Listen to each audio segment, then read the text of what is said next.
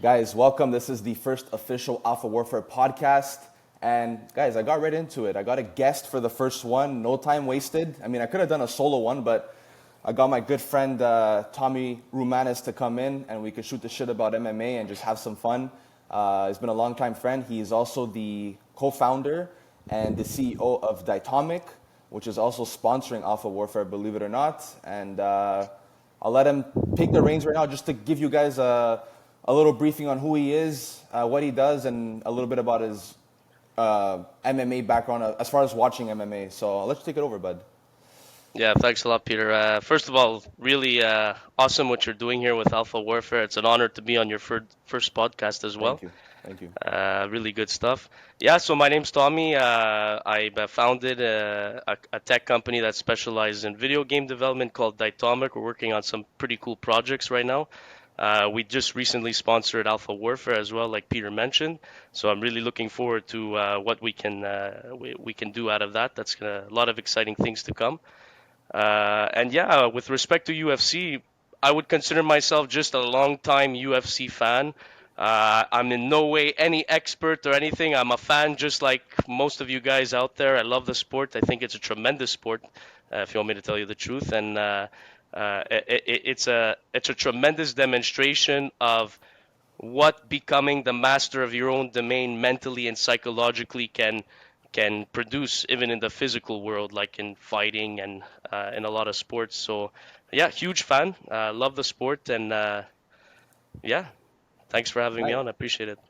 Absolutely, man. And yeah, so I know like you've been watching my content. We've spoken about it on the phone and stuff, and you're like, oh man, you're promoting this guy Khamzat a lot, and I know you've heard of Khamzat For sure. before, but I'm sure like I really hit it home with the content, and then I asked you to watch the Usman Khamzat fight, so you can give me your input on that one. Like, honestly, man, like, what did you really think, like, of that fight? I was, all my followers were waiting for it, and a lot of my followers are Khamzat guys, Khamzat fans, so like, we finally got it. And personally, I was very happy with his performance, but I wanted to get some input from you as well, coming into Yeah, perspective. for sure. Well, anyways, I was gonna watch the fight either way. I think it was a really sought after fight. It was a really interesting one as well. Yeah, where to get started? I mean, first of all, these Dagestani dudes who are coming into the UFC, these guys are pure animals. I have to say, they're really impressive. Really, really interesting stuff going on from Dagestan over there.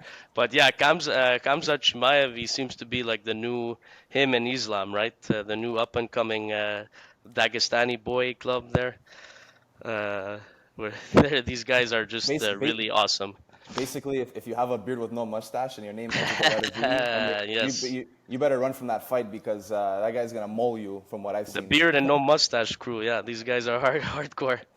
But yeah, it was a really interesting fight. Well, I mean, we could break it down round per round. So first round, Sure. absolute. I think there's nobody's arguing. It was a domination from Khamzat Chimaev, and it reminded me a lot of what happened with that fight earlier on with what's the guy's name again? Li Jingliang or something. What's his name Li again? Jingliang, Li Jingliang. Yeah, exactly. The first round was very similar in the sense that you get hit by this Dagestani truck. You don't know what's happening. You're like, where am I?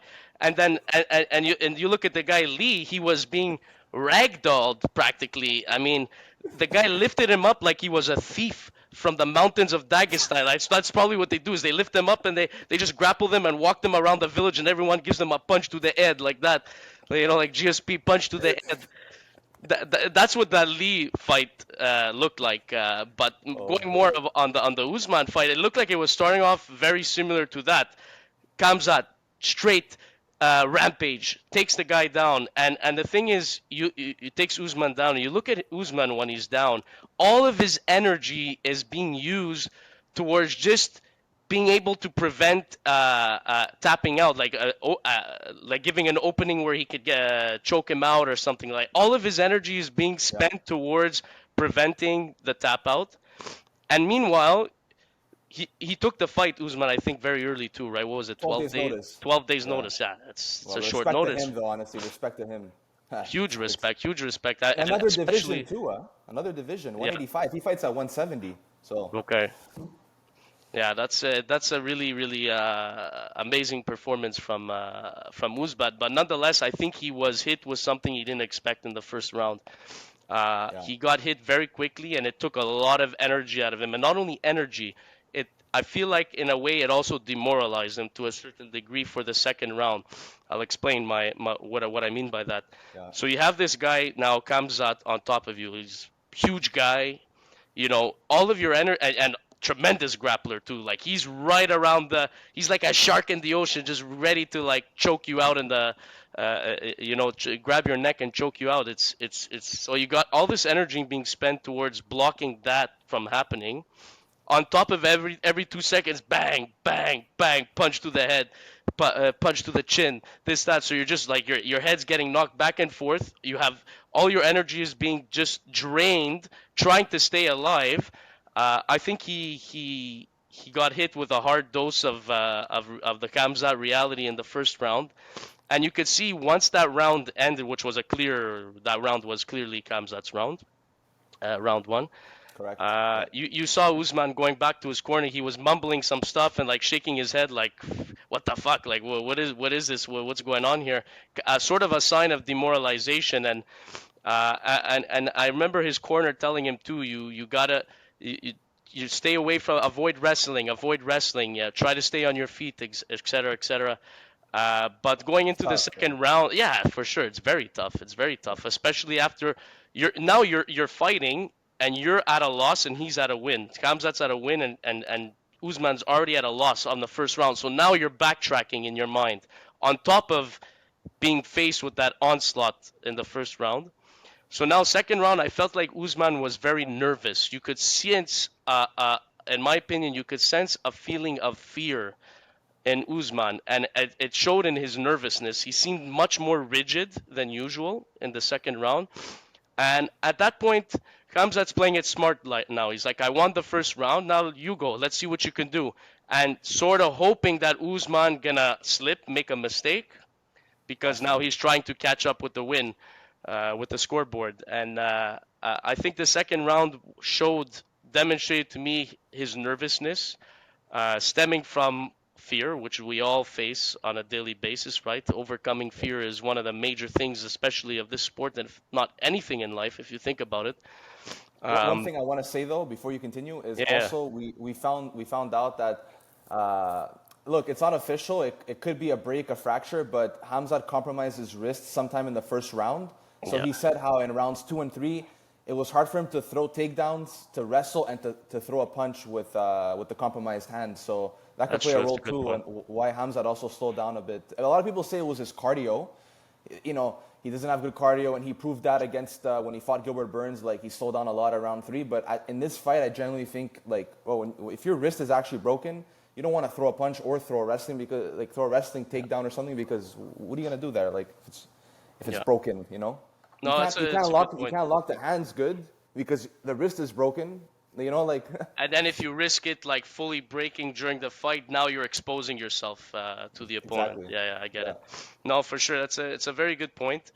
But nonetheless, even let's say, if from my argument standpoint, even if let's say he didn't break his wrist, he already won the first round. So I think it was a good strategy for him to sort of lead Usman into potentially making an error, so he could come in and finish the fight. But uh, that makes a lot of sense, though. Why the second round was kind of like back and forth, really stagnant. yeah, But the third round was the very interesting one for me. I'll say more in favor of Usman. I think Usman started to overcome this nervousness that came onto him in the first round. He started to look a lot looser. Which tells me he had less nerves, less tension. He started to regain his confidence again, and you see how he was able to counter Khamzat's takedowns. Khamzat did do a takedown, so he got the points for that in the third round, I believe. yes, yeah, Uh, but you can see how Usman was fighting a lot better. He was defending a lot better, and I guess now it's tough to say considering what happened with Khamzat's wrist, but It did seem to me like if there was going to be another, and you could correct me, I know you're a big Khamzat fan, but it seemed to me like if there was another 2 rounds, if it was a 5 round fight, Usman could have probably turned things around interestingly. Uh, Uh, I, I I, don't I, know. What do you I think? I think so, just because of the wrist situation. I have a feeling if the wrist wasn't an issue, I think round two could have been very similar to round one, because Hamza would Mm, probably try to empty the tank because he knows he could get him after what he did to him in round one. And mind you, Usman coming into this fight had a 97% takedown defense. He had the record in the UFC, so like to be manhandled like that, no one has ever done that to him, right? no. So for Hamza to come do that in the first round, Hamzat knows like, okay, my wrestling is levels above his, and I think he would have emptied the tank in round two and finally found the finish, in my opinion, It's a if good the wrist argument, yeah. if the wrist was good. But yeah, as far as that fight was going with the compromised wrist and going into another two more rounds, it wouldn't look good for Hamzat, in my opinion. He'd have to like take a big risk in order to win that fight, because I think Usman was gonna come in and do his thing. And Usman's conditioning is insane. It's like Yeah. Volkanovski's. Like these guys could probably do 10 rounds if they really wanted to. Like they're animals, they're champions. So you make a good point for this specific fight, yeah. Well, and not only that, I looked at Usman's reaction to everything after the fight, right? So you're someone of that level, high caliber. You hold tremendous standards in your life. Standards on a level nobody holds standards on. You know what I mean? Yeah. These guys are high level people, not only from the physical world, but from the mental, psychological world. And first of all, in order to brings up a good point. In order to be successful at anything in life, whether it's a physical sport, whether it's you want to start your own company, you want to pursue high level academics, you need to first become the master of your domain. You need to be psychologically and mentally a powerhouse, because that's where it all starts. And I could see the reaction of Usman after the fight. He had tremendous disappointment in himself. He was very disappointed. He had a lot of emotions attached to it, and that tells me that's the message that he knows he was not prepared. He got hit with something that he was not prepared for. It showed in the first round, obviously, and in his staggering and in his nervousness in the second round, he sort of recovered from that mental cloud, that temporary mental cloud in the heat of the moment in the third round. It seemed like, but in the end, of course, the loss was a hard reality for him. That was basically he was not prepared. He knew it as a champion. He was not prepared for that fight. Maybe and the fact that he was that emotional and that upset about it means that perhaps he himself feels guilty that he was not prepared, or misinterpreted the level of competition that was. I don't know. You name it. There could be many reasons behind it, but I think we're looking at a very interesting rematch, though. I think that's going to be a very, very interesting one if it does happen. If it does happen, I know the winner of Hamzat and Usman was promised by Dana White to have the next title shot. So the winner is taking on Sean Strickland. So it seems like if Usman stays at this division, which is 15 pounds heavier than his original division, then he will probably need to take another fight or maybe two and win them in order to get a chance at Hamzat. Because look, in that division, you have Sean Strickland, you also have Israel Adesanya as well, another like tremendous champion for many, many years. So I know he's gonna wanna come back and try to get his belt back. So, I don't know how it's gonna play out, but I think Usman needs two more wins to get that rematch, in my opinion. And I think Okay. Hamzat's gonna come in, and I think he's gonna what he did to Usman in round one, he will do the same thing to Sean Strickland, and I think he'll find the finish, because Usman is an elite wrestler, and I think he's, like I said, 97% takedown defense, hard to manhandle this guy, hard to take him down. If he could do it to that guy, I'm pretty sure he could do it to Strickland tenfold. Well, yeah, So I mean Strickland, like he says, he's a fan of the man dance. You know what I mean? He's yeah, not that big of a he's not that big on the grappling and the stuff like that. So I don't think Strickland will be able to defend against Khamzat's takedowns and grappling like Usman did. So that's going to yeah. be and actually I think didn't they spar a lot, Strickland and Last Khamzat? They were year, sparring. Yeah, they sparred a little bit together, and basically Strickland kept getting nailed from the fr- grappling and all that. Yeah, he said he's like you said, I want to do the man dance. He's like, I'm not here to put my crotch in your face and all this I jujitsu love that guy crap. Strickland. Honestly, I have to tell you, I love that guy Strickland.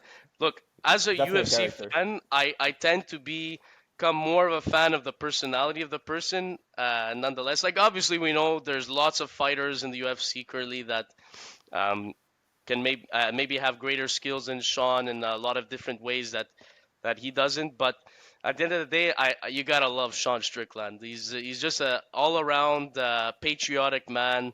Not too many guys like that out there. You gotta respect it, and he's just hilarious. He's I find him funny as a. I remember he was getting interviewed by what's the Chinese lady in the UFC that she interviews Oh fighters. boy, What's her name again? I don't remember her name. Li Wei or Wei Mang or something, I don't whatever it remember. is, something like that.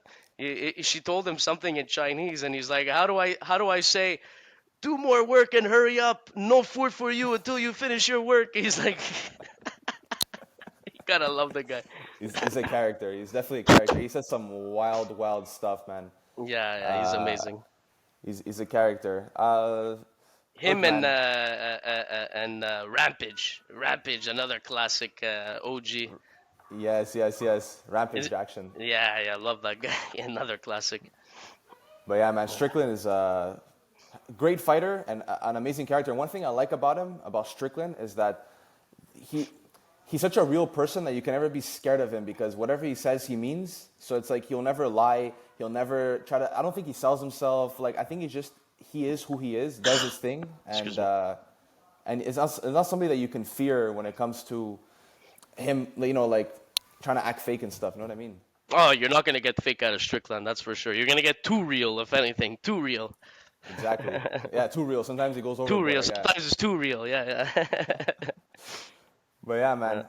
Honestly, just to make one quick last point, bringing it back to the Lee fight when Khamzat picked him up and we started talking to Dana White. The Lee, You know, yes, Lee. Yeah, that's it. Li Lee. Li What's Jingliang. his name again? I forget. I think it's Li Jingliang, I if I'm always saying it forget that correctly. name. Li Jinping, Li Jingliang. Yeah, it's Yeah. perfect. Yeah. So that moment when he picked up Lee and was talking to Dana, that was I was a Hamza fan before. I was watching him a prospect coming up, but that was the moment I became a super fan. I'm like, who picks up another man? Okay, holds him in the air, walks them over to the big boss of the organization, says stuff like I don't know exactly, but I think it says something along You the know what he lines like said? Yeah, dude, he is it he known? said he said something about the Dana White said that like he told him bring me Brock Lesnar, I kill everybody. Brock Lesnar is like 400 pounds, bro, Yeah, I like know. or something like that. He's a big boy. So the fact that he did that, like I became a super fan. I'm like, this is savagery that I've never seen in my life. This is dog walking. When you dog walk somebody, and no disrespect to Lee, he's a great fighter. At that time, he was I think top 10, top 11 ranked, and it's nothing against towards Lee. I think Hamza would have done that to pretty much anybody around those rankings in like the top 15 or whatever, 10 to 15 or 8 to 15. So I think it was basically a message to Dana, like, look, you keep giving me these fighters. Look at what I can do to these fighters you're giving me. Give me the yeah, good cards. Give me the good fighters. And of course, no offense to any of these guys we're talking about, especially Lee Jing. What's the name? Jing Li Ling. Jingliang. Jing Liang. Yeah.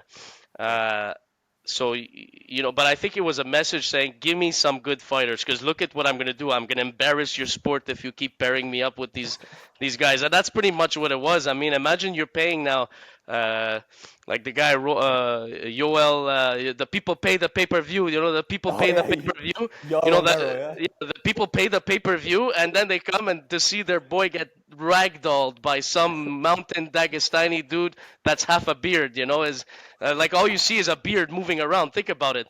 I was telling you the science behind the beard as well. These guys with big beards, it absorbs actually some of the shock of strikes to the head. And secondly, too, think about this. You're in the heat of a fight now. All you see is a beard moving around. You're like, do I throw here? Do I punch there? Oh, I punched the beard back and I missed his chin. Like, think about it. These guys are genius in that way. It's They've a got strategy. natural physiological defense mechanisms. It's you got a guy. You basically you had a tall beard just show up, maul you. Your head's ragging around. You don't know what's going on. That's what happened to Li Jingliang. He got ruined, and I feel bad for the guy. Maybe and you know what? I think Dana should do pairings better. I think that was the message probably that Khamzat was telling me. Like, look, you're disrespecting me as a fighter by pairing me with these lesser skilled fighters. This is what I'm gonna do. I'm gonna embarrass you on your own show. Yeah, and Uh, that was definitely like a huge discrepancy in skill level. I mean, I don't know. I don't know if it's exactly Dana's fault because he does have some great matchups, but sometimes there's like I look at the odds and I'm like, why is this guy a minus 1,000 or minus 3,000? Like he's gonna ruin him, you know? And I wonder why they make these fights. I don't know if it's tune-up fights. I don't know if it's like let's build the guy's name, Probably but coin. I don't know. but you know, Honestly, look, Dana White is a tremendous businessman. At the end of the day, he's a yeah, hardcore killer yeah. businessman. So maybe he even predicted that that was going to happen, and the entertainment of that happening brought a lot of value to the platform. He's a very smart businessman. I mean, look at this. We're in 2023. This fight happened when in 2020, 2021. We're talking about it a few There you years go. later, and it's still like, you know, I dropped a video on this fight, giving a commentary on Instagram and TikTok, maybe like 4 months ago, and it went viral. And this is like a couple years after the fight. I mean, this thing, it's something that we've never seen before, right? Picking up another dude, walking him over, having a conversation, taking a little tea, a little coffee break, a little cigar break, whatever it is, in the midair, you know, and just doing his Pretty thing. much, yeah. The guy had Yeah. the coffee stop midair. Yeah. But I mean, I think it's very relevant too to what happened recently because it shows how because the way those, I mean, the way the Ling Jing fight started and the way the Usman fight started, Kamzat basically comes at you like a Dagestani train. Yes. Doesn't matter And who's the opponent. exactly. And Yeah. you see how Li Jinping was basically completely overwhelmed and completely just he was loose. He was loosey goosey, you know, in that fight. It Yeah. was you and not as a disrespect, by the way, to Li Jinping, as more of showing how shocking. It's like German Nazi blitzkrieg in World War II. You know, the Nazis, they used to come in, they called it blitzkrieg. That's why France, the Frenchmen, in 48 hours they gave up. They couldn't handle it. So Li Jinping was basically like, I don't know if we should be saying these analogies, but whatever. Uh, you know, you guys Yeah. get the Yeah. point. So I get the the point. point is that you get hit with something that you never see coming, and the way Usman handled that was very differently to same more or less circumstance in the initial shock treatment from Khamzat, but you can see Usman was able to survive. The fact that he was able to survive that first round too says a lot about him. Number one. He's a dog. He's a Uh, dog. Yeah. yeah, big time. I wouldn't knock on Usman though. I think he's gonna come back with huge preparation. I hope Uh, he does. And one thing about Usman is because, you know, he took this fight on short notice in another division against a killer like Hamzat, win, lose, or draw, his stock cannot go down in this situation. no, It can't. You know, like, okay, let's say he wins, now he gets to fight Strickland, positive. He loses, which he did, still a positive because he took the fight on 12 days notice in another division. Like, what are you going to say? Oh, like, you can't say anything bad about it, you know? And if yeah, anything, you could say he's a warrior for taking this fight on short notice. Yes, he did get paid, yeah.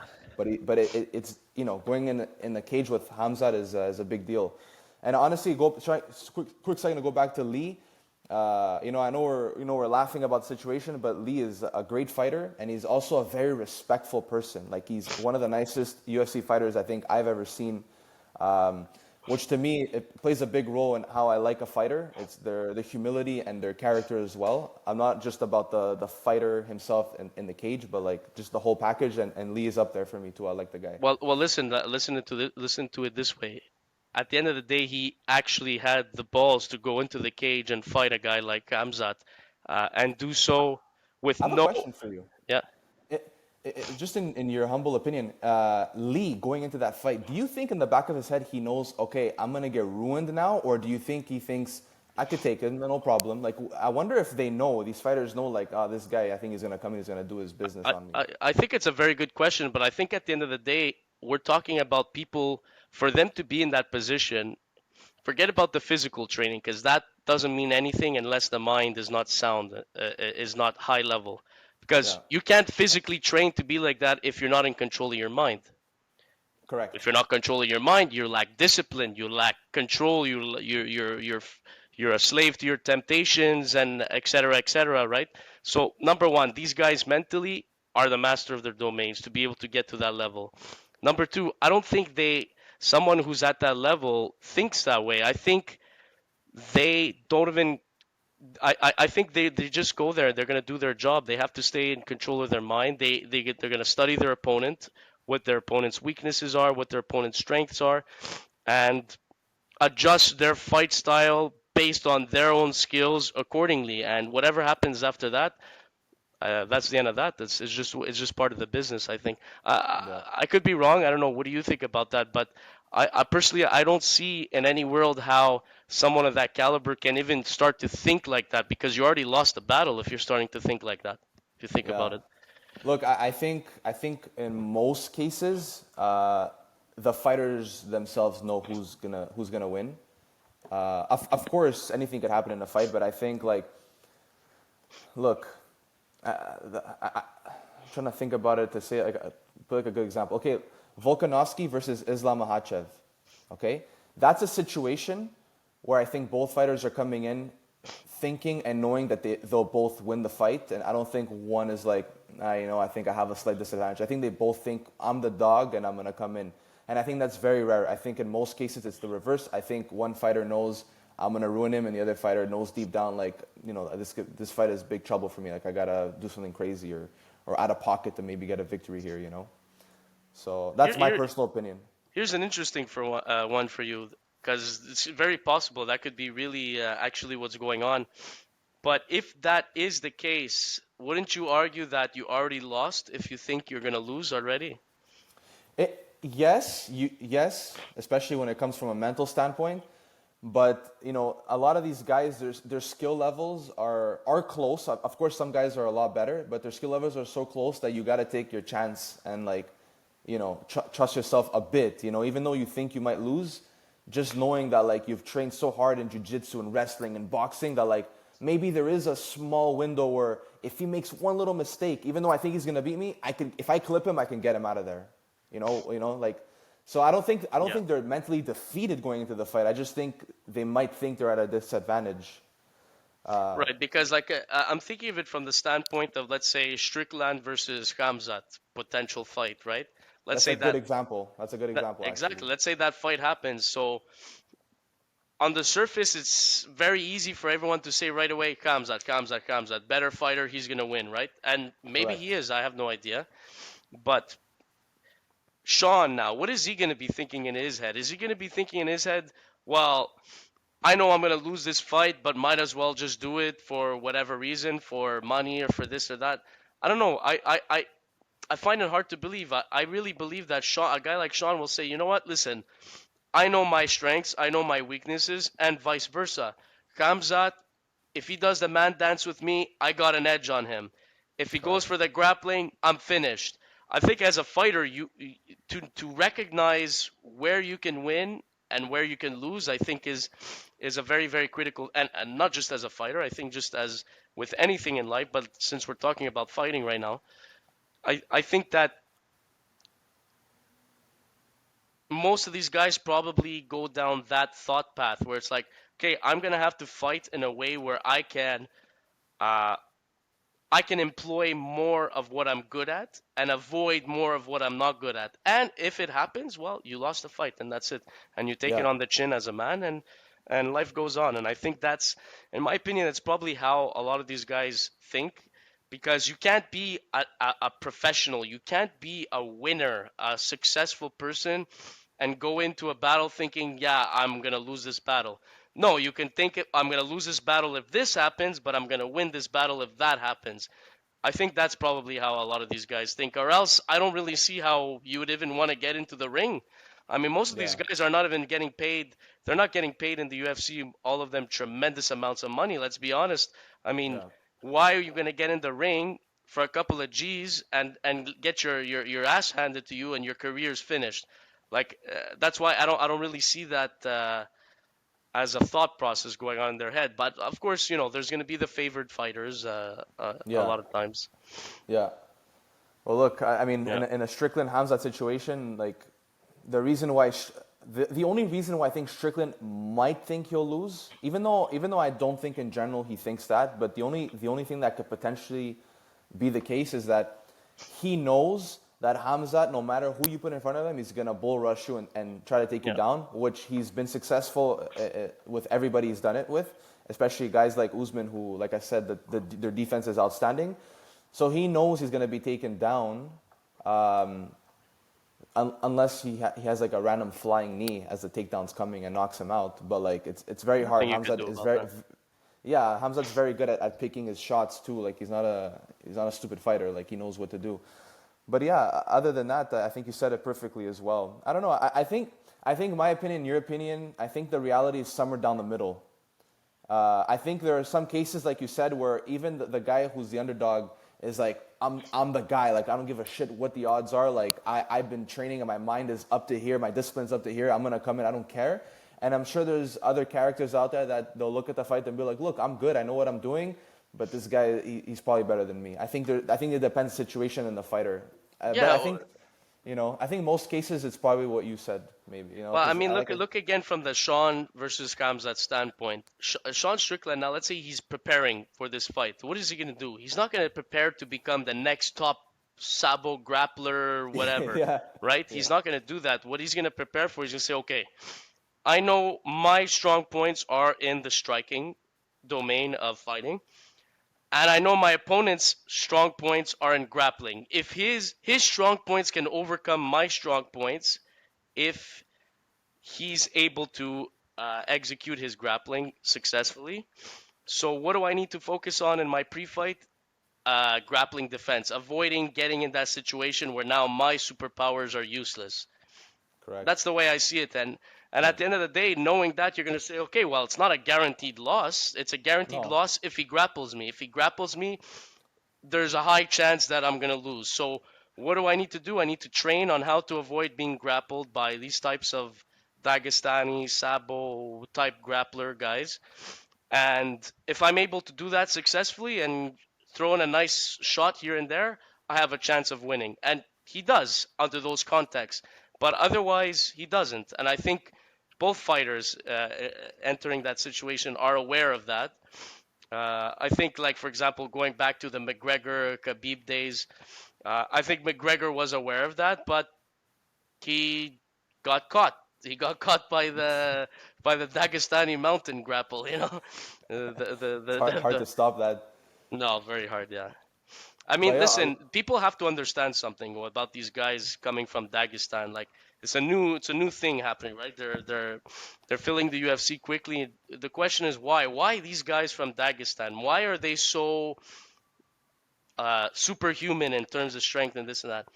Well, their strength comes from their environment. You have to understand that. People need to understand that when you're raised, us, forget it. Us here in the West, we're raised in pure comfort. yeah, Very little confrontational issues. Okay, not for everyone. Obviously, we all have different yeah, of backgrounds, but course. for the most Yeah, part, and even in the bad backgrounds, you're still not. It's not comparable to what these guys go through from young kids up there in the mountains in Dagestan. Number one, uh, I think we were talking about it one day. If you're by the age of 10 years old or something like that, if you haven't been training as a fighter, you haven't been going to fighting classes, things like that, you get picked on, you get yeah, bullied on. you get bullied. Yeah, in It's wrestling. doggy. Yeah, it's Yeah, pure dog eat dog world there. If you as a man, as a boy growing up, if you're a pussy, okay, you're not gonna survive there. If you're weak or you want to go home and cry to mommy, you're not. First of all, your mom will probably slap you out there. Number one, and then your father will beat you up when he comes back home. Number two, and number three, just to be able to survive amongst your peers there as a male, you have to be tough. These guys are built tough, whether they like it or not, as a result of their environment. And that's something that a lot of people are not going to understand. It doesn't matter if you're training the same amount of time as one of these guys. You started training at 8 years old, doesn't matter. The environment has a huge effect on the toughness and the resilience of the person as they grow up. And in those places, in those environments, in those areas, if you're not tough, well, number one, you probably won't even survive until I mean, something you won't make it. You just won't make it. So number one, to just get to the ages of these guys means you've survived and you've been tough enough to withstand the harshness of life in that part of the world. And until people start to understand that, they're going to be misunderstood a lot. Perfectly said. And one quick final question before we wrap up this first initial pod. Yeah. Do you think if I shave my mustache, I'm gonna get some sort of superpower, bro? Like I'm gonna become an ultimate wrestler or something? Hey, listen, my friend, grow out your beard like Khamzat, and like I told you, people won't know if they're punching the beard or your chin. Oh, he missed. He punched the beard. It's stupid, but it's a real thing. And there's science, by the way. There's science that backs having a beard, a big beard, actually absorbs the impact of a punch, a strike, a I've lot heard that more too, than not. actually. It's a real Yeah. scientific fact. So yeah, go for it. Brother, it was a pleasure having you on. Thank you Yes, sir. for taking some time to come do this with me. Uh, Thank you very much. And bro, maybe we'll run it back again in the future for more podcasts. You know, like Yeah, there's 100%. there's always events. I know you're tuning into the events here and there Yeah. whenever you can, and you know a thing or two. So it's a pleasure, man. I really appreciate it. Yeah, likewise. Thank you very much for having me, honestly, on your first episode. It's a great honor. I appreciate you've been doing tremendous. Well, I know about Alpha Warfare before it was released, so it's really, really awesome to see this, amounting to such a level of success and to great things in the future. I think our collaboration is going to be interesting. We're going to do some cool things. I know Absolutely. we've already spoken about some really, really sick, cool ideas. Not to be said anytime soon, but Yeah. Yeah. I yeah. can't spoil it. Yeah. Stay tuned, as they say. Stay tuned, guys. Thank you so much for tuning into the podcast and many more pods to come. So you'll catch me soon more on YouTube. And thank you guys for all the love and support. And talk to you guys soon in the DMs. Take care, guys.